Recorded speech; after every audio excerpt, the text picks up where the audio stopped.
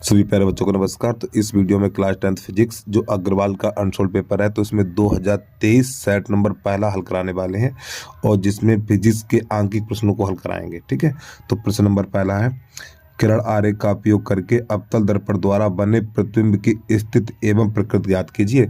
तो प्रश्न नंबर पहला है, वक्रता केंद्र और फोकस के बीच में हो, यानी कि यहाँ पे वह स्थिति दी है जब वस्तु वक्रता केंद्र और फोकस के बीच में रखी हो। ठीक, तो कैसे करते हैं देखना है इसको अब आप। तो पहले बच्चों प्रश्न नंबर पहला है, जब वस्तु वक्रता केंद्र और फोकस के बीच में रखी हो। तो सबसे पहले हर चित्र में आपको एक ये यानी ये होता मुख्य अक्ष का।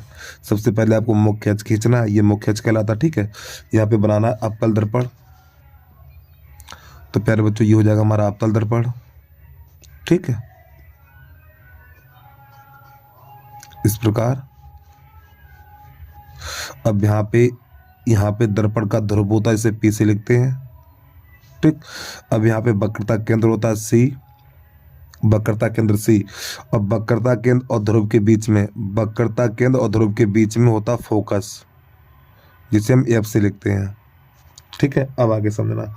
अब प्रश्न यहाँ पे कह रहा है, जब वस्तु वक्रता केंद्र फोकस के बीच में रखी हो, यानी वस्तु में ऐसी जगह रखनी है, वक्रता केंद्र और फोकस के बीच में रखनी है। तो प्यारे बच्चों ये हमारी वस्तु रखी है। ठीक, अब मुख्य अक्ष के समांतर जो हमारी प्रकाश की किरणें होती हैं, मुख्य अक्ष के समांतर, और ये फोकस से निकल जाती है इस प्रकार। ठीक है, इस वस्तु का नाम दे दे ए और इसका नाम दे दें बी। अब यहां से क्या करेंगे, जो पहली किरण होगी, ये पहली किरण है, ये हमारी मुख्य अक्ष के समांतर होती है। ठीक, इसका नाम दे दो यहाँ पे एम। ये हमारी जो किरण है, ये आपकी आप किरण है। ठीक है, ये मुख्य अक्ष के समांतर दर्पण से टकराने के बाद फोकस से निकल जाती है इस प्रकार ये। अब इसके बाद अगली जो किरण होगी वो हमारी फोकस से निकलेगी।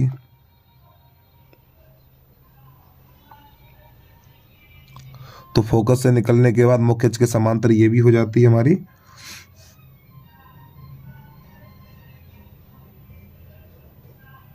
इस प्रकार।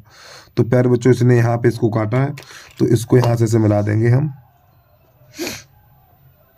तो ये हमारा वस्तु का प्रतिबिंब बन गया, ये हमारी वस्तु है और ये प्रतिबिंब बन गया हमारा। तो यहाँ पे लिखेंगे ए डैश और ये बी डैश। ठीक है, यहाँ पे एम और यहाँ पे लिख दो एन। ठीक, और यहाँ पे दर्पण का नाम लिख दो, एक काम करो यहाँ पे एन लिखो आप। ठीक, एन लिख दीजिए एन। ठीक, ये दर्पण मिरर जिसे बोलते हैं इंग्लिश में, मिरर। ठीक, एम और ये एम डैश, ये हमारा अवतल दर्पण है। ठीक, ये एन और ये एन डैश। तो प्यारे बच्चों चित्र बन गया। अब इसमें लिखना क्या आपको, तो आप लिखेंगे प्रतिबिंब।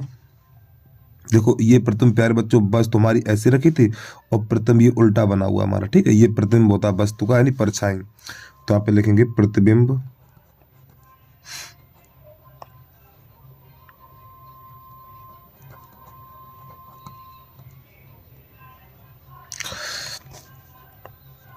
प्रतिबिंब। और देखो प्यारे बच्चों ये जो वक्रता केंद्र से है ना, वक्रता केंद्र से इससे ये इधर वाली दूरी अनंत कहलाती है। तो लिखेंगे प्रतिबिंब अनंत और वक्रता केंद्र के बीच में, या अनंतता भी लिख सकते हैं। प्रतिबिंब अनंतता और वक्रता केंद्र के बीच वास्तविक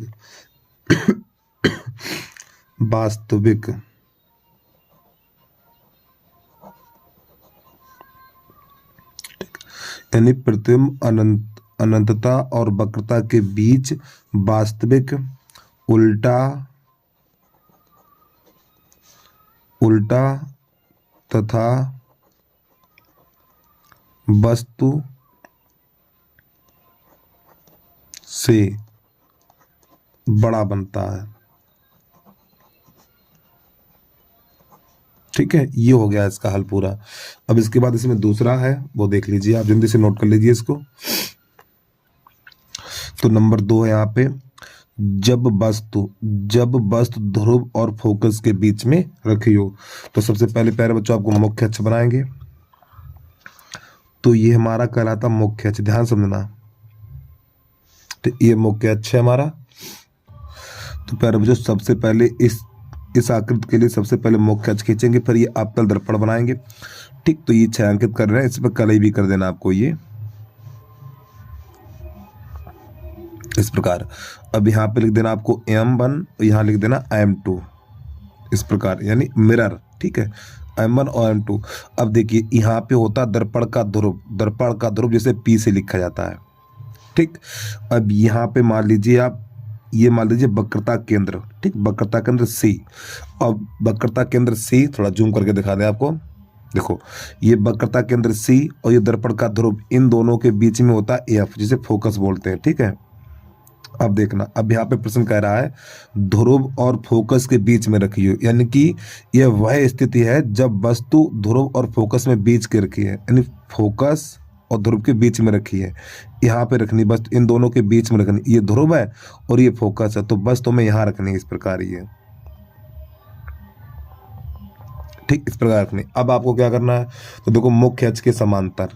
तो प्यारे बच्चों मुख्य अक्ष के समांतर कट खींचनी है ऐसे करके। यहाँ पे वस्तु का नाम लिख दो आप AB, यहाँ पे A और ये B। तो देखो मुख्य अक्ष के समांतर, और जो किरण मुख्य अक्ष के समांतर जाती है वह प्यारे बच्चों फोकस से निकलती है। ठीक, परावर्तित यानी दर्पण से टकराने के बाद जो किरण मुख्य अक्ष के समांतर जाती है, दर्पण से टकराने के बाद फोकस से निकलती है। ठीक, यहाँ से अब इसको फोकस से निकाल देंगे, तो इसको यहाँ से इसको ऐसे करके मिला देंगे हम। ठीक, इस प्रकार ये। तो यहाँ पे नाम लिख दो G। ठीक, इस यहाँ पे G नाम लिख सकते हैं। अब इसके बाद तो देखो जो किरण मुख्य अक्ष के समांतर जाती है, दर्पण से टकराने के बाद फोकस से निकल जाती है हमारी। ठीक, अब आगे समझिए यहाँ से। अब यहाँ से अगली किरण वक्रता केंद्र से लेंगे। ठीक है, तो जो वक्रता केंद्र से होके जाएगी, जिस मार्ग से जाती है उसी मार्ग से वापस लौट के आती है। ठीक, यहाँ से इसको ऐसे मिला देंगे हम, ये वक्रता केंद्र से मिलानी है हमें इस प्रकार, यहाँ से इस ऐसे करके। अब प्यारे बच्चों ये बताओ, हम इन रेखाओं को पीछे बढ़ाएंगे तो क्या प्रच्छेद करेंगे? नहीं करेंगे। तो इनको यानी इन दोनों रेखाओं को पीछे तक बढ़ाएंगे डैश डैश करके हम। ठीक, कैसे बढ़ाते हैं देखना इसको। तो इन्हें डैश डैश करके पीछे बढ़ाएंगे। देखो कहाँ पे काट रही है हमारी, ऐसे पटरी से पीछे तरफ ले जाना। ठीक है, इस प्रकार ये इसको भी ले जाना, पीछे बढ़ाना हमें।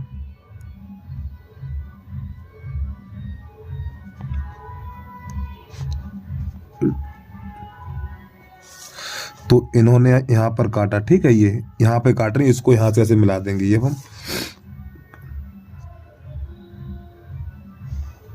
इस प्रकार। तो ये हमारी वस्तु ए भी थी और ये बनेगा A डैश और ये B डैश, ये हमारा बनेगा प्रतिबिंब। तो ये चित्र बनके तैयार हो गया हमारा। ठीक है, तो यहाँ पे क्या लिखेंगे, तो इसमें हिंदी थोड़ी लिखी जाएगी हमारी। तो यहाँ पे G लिखा था, यहाँ पे लिख लो आप G, L लिख लीजिए यहाँ पे। ठीक है, यहाँ पे L, ये बिंदु वाला L कहलाएगा हमारा। चलिए समझिए, तो यहाँ पे हिंदी लिख लें हम। प्रतिबिंब दर्पण के पीछे,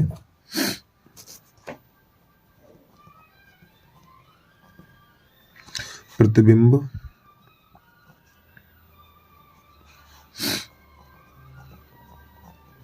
दर्पण के पीछे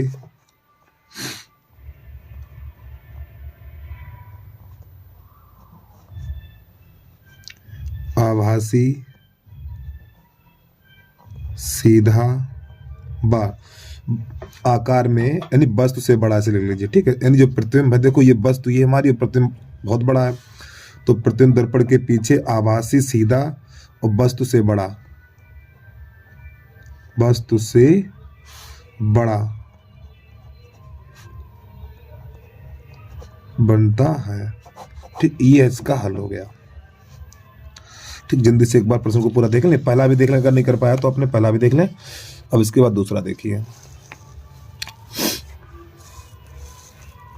और भैया जिस बच्चे ने यूट्यूब चैनल को सब्सक्राइब नहीं किया तो यूट्यूब चैनल को सब्सक्राइब कर लो, वीडियो को लाइक कर लो और बेल आइकन घंटी को प्रेस कर लेना आप। ठीक है,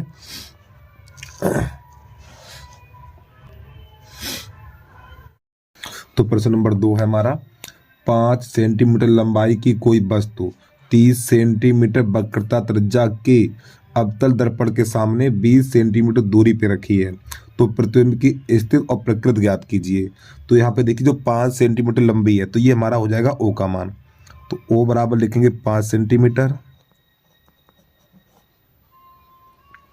अब इसके बाद 30 सेंटीमीटर वक्रता त्रिज्या, ये हो जाएगा आर का मान। आर बराबर लिखेंगे 30 सेंटीमीटर। ठीक है, अब यहाँ पे ये आर का मान 30 सेंटीमीटर दिया हुआ, तो यहाँ पे निकालेंगे हम फोकस दूरी। तो एफ बराबर सूत्र होता है हमारा आर बटा 2। ठीक, तो आर का मान हमारा 30 है तो यहाँ पे 30 लिख देंगे, तो एफ बराबर हो जाएगा ये 30 बटा 2। जब 2 का भाग लगाएंगे तो एफ बराबर निकलेगा 15 सेंटीमीटर। और प्यारे बच्चों यहाँ पे अवतल दर्पण है, प्रश्न में देखिए अवतल दर्पण दिया हुआ, तो यहाँ पे लगा देंगे माइनस का चिन्ह। ठीक, माइनस का 15 हो जाएगा सर। अवतल दर्पण में यानी अवतल दर्पण की फोकस दूरी ऋणात्मक होती है और उत्तल दर्पण की फोकस दूरी धनात्मक होती है हमारी। अब इसके बाद यहाँ पे u का मान दिया हुआ है, तो u बराबर ये हमेशा माइनस होता है, माइनस का 20 सेंटीमीटर। ठीक, अब ये हमारा दर्पण सूत्र चलेगा यहाँ से, दर्पण सूत्र। ठीक है, ये इंटर में जब पहुंचेंगे तो इस सूत्र का नाम दर्पण सूत्र कहलाता है। ठीक है, तो पहले से आपको बता दे रहे हैं। अब यहां से लिखेंगे प्यारे बच्चों, यहां पर हम 1/f बराबर 1/v और प्लस 1/u, ये हमारा दर्पण सूत्र कहलाता है। अब इसमें जो हमने ऊपर मान निकालने हैं वो सभी मान इसी में रख देंगे।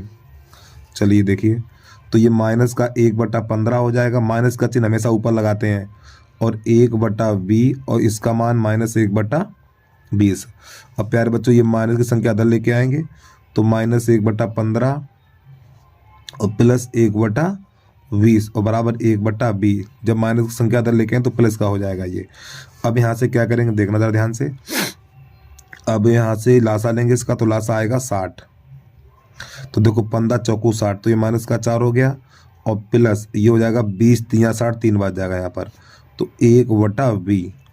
अब इसको थोड़ा और आगे बढ़ाएंगे तो ये माइनस 1/60 हो जाएगा और बराबर 1/20। अब प्यारे बच्चों दोनों पक्षों को पलटेंगे, जब दोनों पक्षों को पलटेंगे तो v बराबर निकलेगा माइनस का 60 सेंटीमीटर इतना।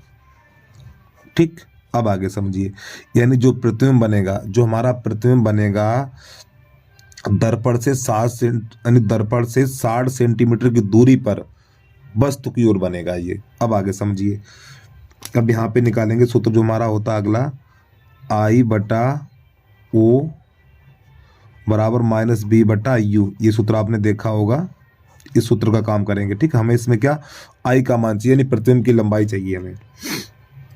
चलिए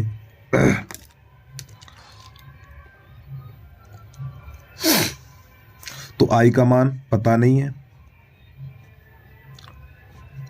अब देखो, और तरीके देखो I का मान तो पता नहीं प्यारे बच्चों में, और O का मान शुरुआत में लिखा था 5 सेंटीमीटर हमने। ठीक, और माइनस, और B का मान -60 है, और U का मान -15 -20 है, तो यहाँ पे 20 लिख देंगे। ठीक, इस प्रकार अब ये माइनस से माइनस कट जाएगा हमारा। ठीक, तो ये हो जाएगा 20 एकन 20 और 20 3 60 इतना। तो प्यारे बच्चों यहाँ पर बचेगा ये I बराबर, यानी I/5 और बराबर माइनस का 3। तो कैसे गुणा कर देंगे, जिसके नीचे कुछ नहीं उसके नीचे 1 कर दो और कैसे गुणा कर दो, तो I बराबर निकलेगा माइनस का 15 सेंटीमीटर। अब प्यारे बच्चों देखो ये माइनस चिन्ह है ना, माइनस चिन्ह ये कहता है प्रतिबिंब उल्टा बनेगा। माइनस चिन्ह है तो यहाँ पे लिख दो उल्टा। ठीक, ऐसे करके माइनस, अगर ये प्लस होता तो यहाँ पे सीधा लिख देते। अब ये प्रतिबिंब की लंबाई कितनी है, प्रतिबिंब की लंबाई 15 सेंटीमीटर है, और प्यारे बच्चों वस्तु की लंबाई कितनी 5 सेंटीमीटर है। तो वस्तु हमारी छोटी है और प्रतिबिंब की लंबाई ज्यादा है, तो यहाँ पे लिखेंगे। अब इसकी हिंदी लिखी जाएगी, प्रतिबिंब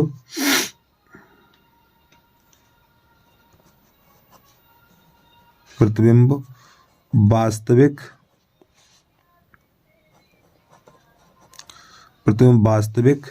दर्पण के सामने, प्रतिबिंब वास्तविक या वस्तु की ओर ऐसे लिख सकते हैं, या दर्पण के सामने लिख सकते हैं। ठीक है, दर्पण, अरे यार,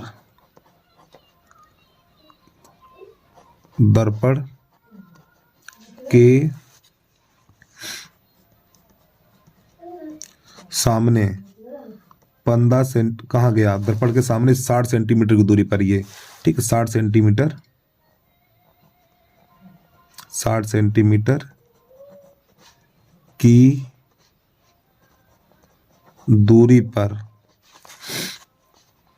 पर उल्टा तथा वस्तु से बड़ा बनता है, उल्टा तथा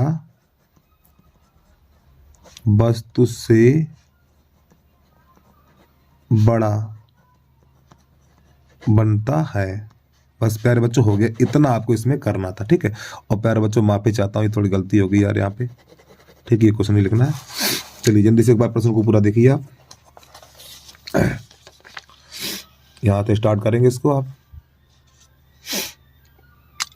और भैया जिस बच्चे ने यूट्यूब चैनल को सब्सक्राइब नहीं किया तो भैया यूट्यूब चैनल को सब्सक्राइब कर लो, वीडियो को लाइक कर लिया करो यार, इसका कोई चार्ज नहीं लगता आपसे। चलिए फिर आपकी इच्छा भाई, करो या ना करो।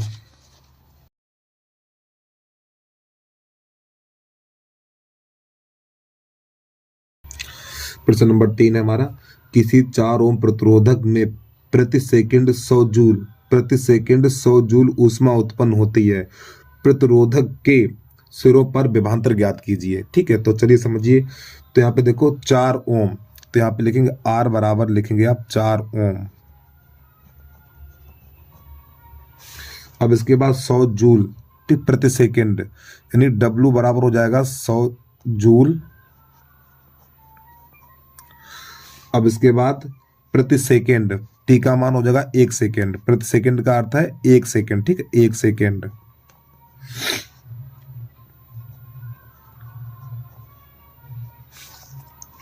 अब इसके बाद प्रतिरोधक के सिरों पर विभवांतर यानी B का मान ज्ञात करना है इसमें। चलिए अब यहाँ पे कौन सा सूत्र लगेगा वो आपको बता दें। तो आपका यहाँ पे हो जाएगा भैया W बराबर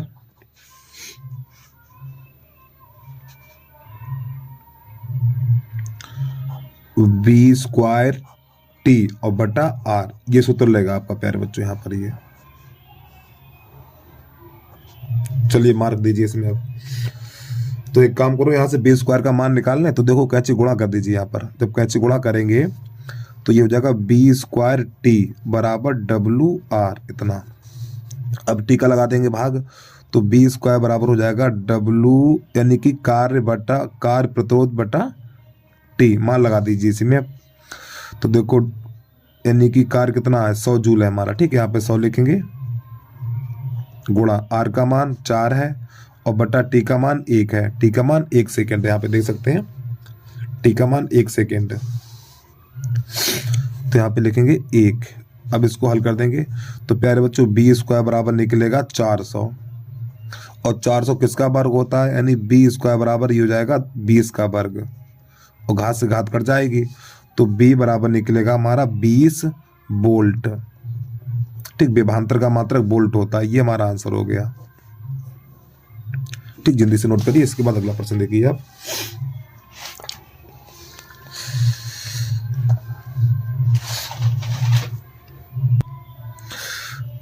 हमारा प्रश्न नंबर 4 है, एक घर में 100 वाट के 15 विद्युत लैंप प्रतिदिन 6 घंटे जलते हैं, और 300 वाट का एक रेफ्रिजरेटर भी 10 घंटे प्रतिदिन कार्य करता है, तो 2.5 प्रति यूनिट की दर से एक माह में विद्युत खर्च होगा, यानी कितना विद्युत खर्च होगा ये बताना हमें, ठीक है। तो कैसे करते हैं देखना।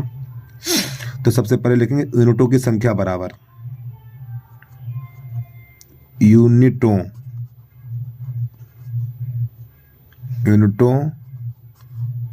की संख्या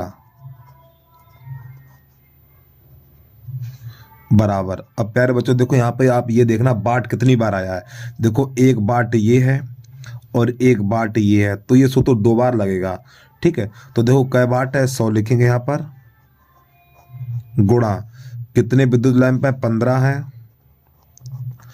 और कै घंटे चलते हैं 6 घंटे चलते हैं, ठीक है, बटा 1000। अब ये प्लस, अब दूसरा पार्ट ये है, तो 300 वाट का एक रेफ्रिजरेटर है, तो यहाँ पे 300 लिखेंगे, गुणा कितने हैं, एक है, तो एक का गुणा करना है। यहाँ पे देखो, यहाँ पे 15 बल्ब थे, कितने थे, 15, तो इसलिए 15 गुणा किया, यहाँ पे एक है, ठीक, एक है तो एक का गुणा करेंगे। अब 10 घंटे चलता तो गुणा 10 और बटा 1000 यहाँ पर भी करेंगे हम।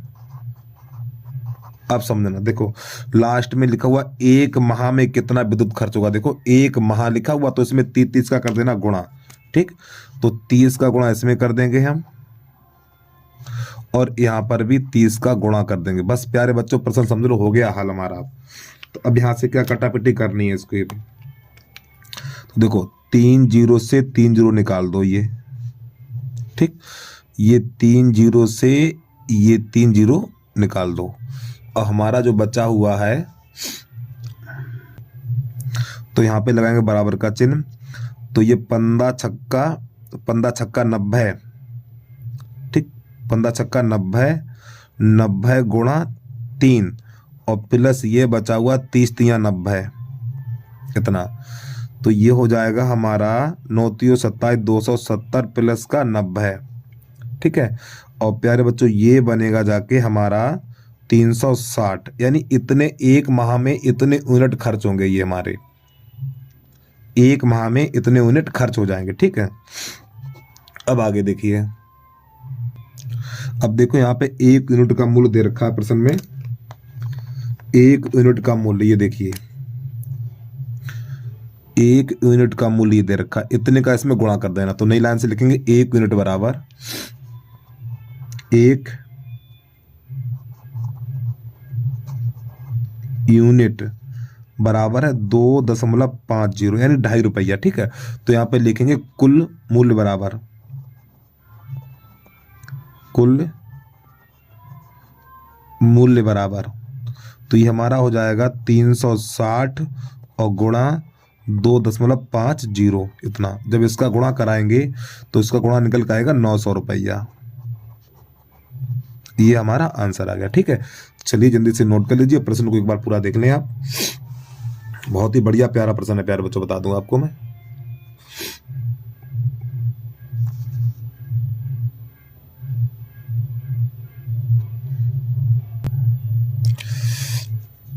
अब इसके बाद प्रश्न नंबर इसका अगला 5वां है, वो कैसे करते हैं देख लीजिए उसको आप। और प्यारे बच्चों बता दूं, इसका जो अनसोल्ड में आंसर दिया वो गलत दिया हुआ, ठीक है। यहाँ से 999 दिया हुआ इसका आंसर, तो 999 नहीं 900 ही होगा, ठीक, वहां पे गलत दिया हुआ है, हमारा आंसर यही सही होगा। प्रश्न नंबर है हमारा 10.2 मीटर लंबे, 10.2 मीटर लंबे तार में 2 एम्पियर की धारा प्रवाहित हो रही है। तार को 5 न्यूटन प्रति एम्पियर, तार को 5 न्यूटन प्रति एम्पियर मीटर के एक समान चुंबकीय क्षेत्र की दिशा से 45 अंश के कोण पर रखा जाता है, तो तार पर कितना बल कार्य करेगा ये बताना है। तो देखिए यहाँ पे लिखा हुआ है 0.2 मीटर, तो ये तो हो जाएगा हमारा एल का मान, ठीक है। तो एल बराबर हो जाएगा हमारा 0.2 मीटर। अब इसके बाद अगला, तो यहाँ पे जो लिखा हुआ है, हाँ 2 एम्पियर, ये हमारी विद्युत धारा हो जाएगी, तो नई लाइन से लिखेंगे आई बराबर 2 एम्पियर।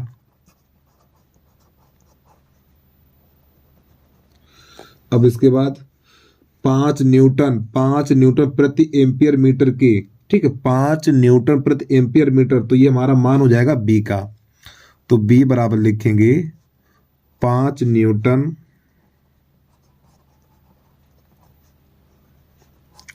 प्रति एम्पियर मीटर।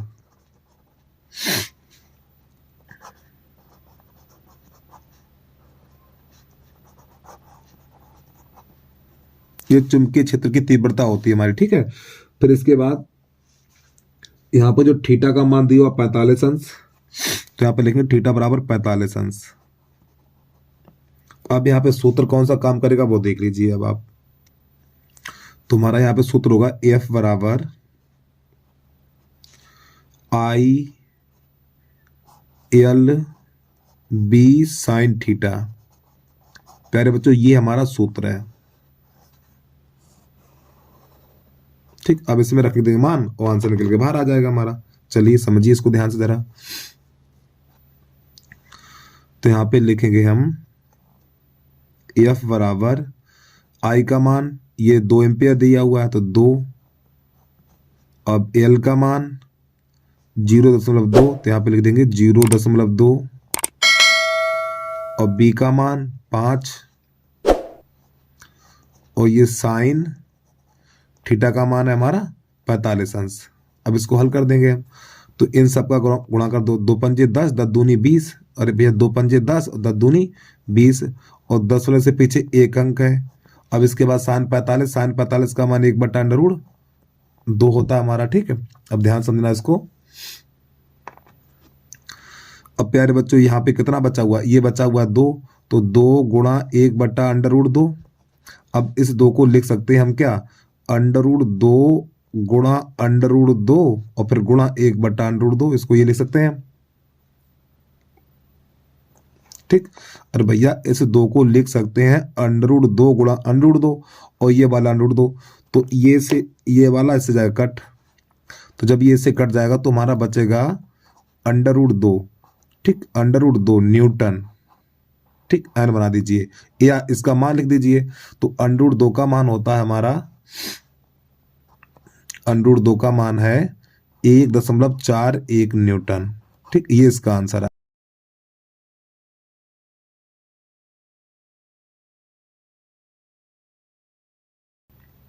चलिए भैया, जय हिंद जय भारत।